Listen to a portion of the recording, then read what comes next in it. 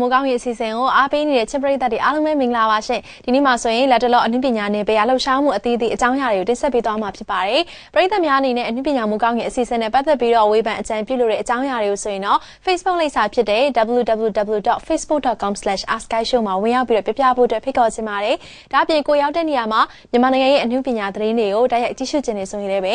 www.mrtv4.tv မှာအနုပညာမိုးကောင်းရဲ့အစီအစဉ်ကိုပြသနေတဲ့အချိန်နဲ့တပြေးညီတိုက်ရိုက် live streaming ကြည့်ရှုနိုင်မှာဖြစ်ပါတယ်ဒါဆိုရင်ဒီနေ့အတွက်အနုပညာတင်ဆက်မှုတွေကိုအခုပဲစတင်လိုက်ရအောင်နော်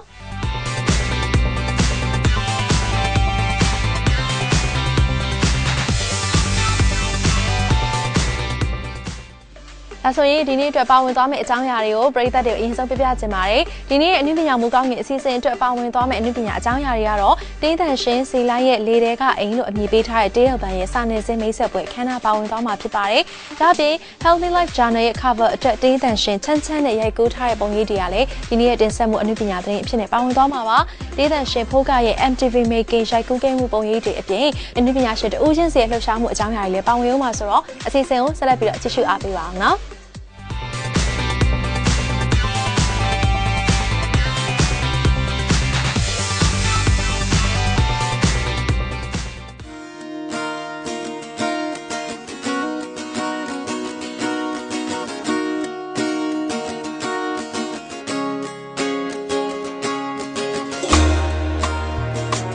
ကျွန်တော်တို့အနုပညာမိုးကောင်းရဲ့အဖွဲ့သားတွေအခုရောက်ရှိနေတာကတော့ Orchid Hotel ကိုရောက်ရှိနေတာပါဒီနေ့ရဲ့တချင်းချစ်ပရိသတ်များအတွက်တင်ဆက်ပေးမှာကတော့တေးသန်ရှင်စီလိုင်းရဲ့ဒီထဲကအိမ်လို့အမည်ပေးထားတဲ့ Day Series အသက်ထွက်ရှိလာတဲ့စာနယ်ဇင်းမိတ်ဆက်ပွဲအခမ်းအနားကိုတင်ဆက်ပေးပါမယ်ဒီ Day Series ထဲမှာဆိုရင်တော့ featuring အနေနဲ့ဝိုင်းစုခံနေဖြစ်ပြီးတော့ Iron Cross Band နဲ့တူတိကတ်ထားဖြစ်တယ်လို့သိရပါတယ်ဒါကြောင့်မလို့ဒီထဲကအိမ်ဆိုတဲ့ Day Series ထဲမှာဆိုရင်တချင်းဘယ်နှပုတ်ပါဝင်မလဲနောက်ပြီးတော့ဘယ်လိုတချင်းအမျိုးအစားအကြောင်းအရာတွေကိုရေးဖွဲ့ထားဖြစ်မလဲဆိုတာကိုပရိသတ်များဆက်လက်ပြီးတော့ကြည့်ရှုအားပေးပါအောင်နော်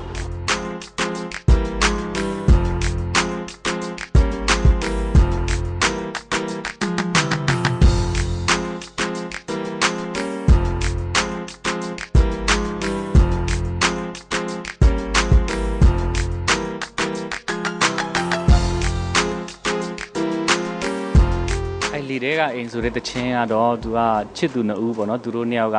လွယ်နဲ့ချစ်ပြီးတော့လွယ်နဲ့မေ့ပစ်သွားကြတာပေါ့နော်သူတို့စောက်ခဲ့တဲ့အချစ်ကလေတိုက်တုံးစောက်မိတဲ့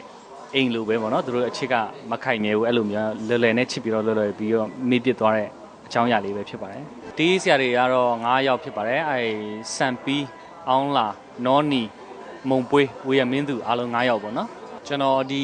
လ20ရက်နေ့မှာတဆန်းနဲ့ဖြန့်ချင်မှာဖြစ်ပါတယ်ပရိသတ်များအားလုံးကျွန်တော်ရဲ့ဒီလေတဲကအိမ်တေးစီရီခွေကိုအားပေးကြပါအောင်လို့ကျွန်တော်ပြောချင်ပါတယ်တချစ်နဲ့အားလုံး73ပုတ်ပါတယ်အားလုံးကျွန်တော်လည်းအားလုံးကြိုက်တယ်ပရိသတ်တွေအားလုံးလည်းကြိုက်နှစ်သက်လိမ့်မယ်လို့ကျွန်တော်မျှော်လင့်ပါတယ်လို့